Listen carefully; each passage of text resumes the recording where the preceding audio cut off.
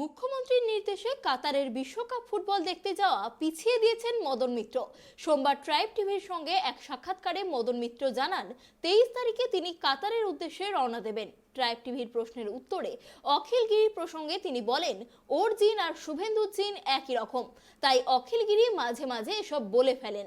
Tribe টিভির সঙ্গে কথোপকথনে এরকম বহু প্রশ্নের উত্তর উঠে এলো মদন মিত্রের সঙ্গে।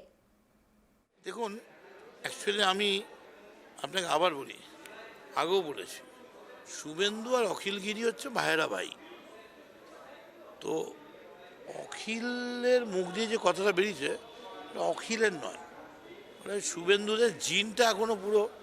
আমি ওকে বলেছি তুই আমার কাছে আয়, আমি তোকে একটা স্যানিটাইজেশন বোর্ডের মধ্যে ঢুকিয়ে দিচ্ছি, ফুললি স্যানিটাইজ করে মন্দারমণিতে চান করে গঙ্গা জল ছিটিয়ে একটু পুজো টুজো কর। অখিলের ব্যাপারে যা ভাবার আমার দল করছে। আর তৃণমূলের নেত্রী মমতা বন্দ্যোপাধ্যায় যেখানে আছেন সেখানে অন্য কারোর দরকার লাগে না। নিশ্চয়ই অখিল অন্যায় করেছে, অখিল অনুতপ্ত।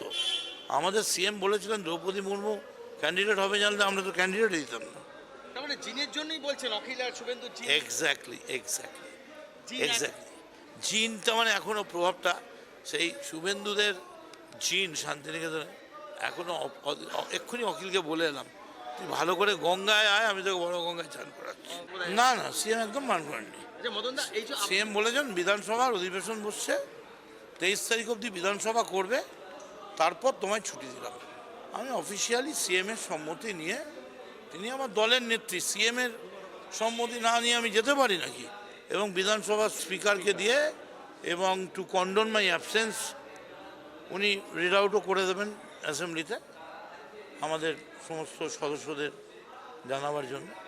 আমি যা যা পেরিফেরনিয়া যা যা মানে স্টেপস সব কিছু আমি কমপ্লিট করেই যাচ্ছি। ববি যে পাগল বলেছে এতে আমি খুব খুশি, তার কারণ পা দিয়েই গোল হয়, সেই জন্যই তো আমি কাতারে যাচ্ছি।